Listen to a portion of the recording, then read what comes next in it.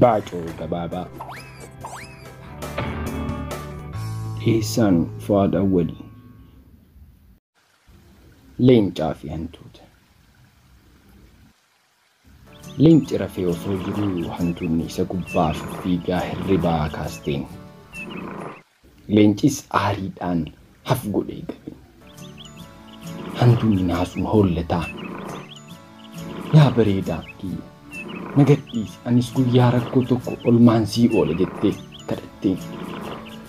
Leenci jecha isheetti onnee irraa kofu tuffatee gadhiise.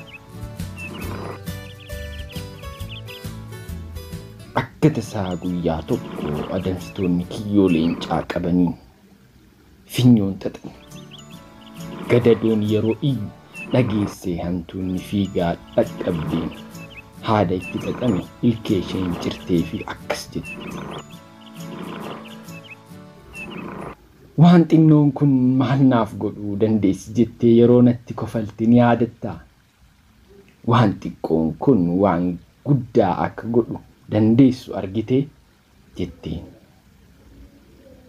Xinnoodha jedhanii tuffachuun waan sirrii akka hin taane hantuunni xiqqoon sun barsiisteen jedhama.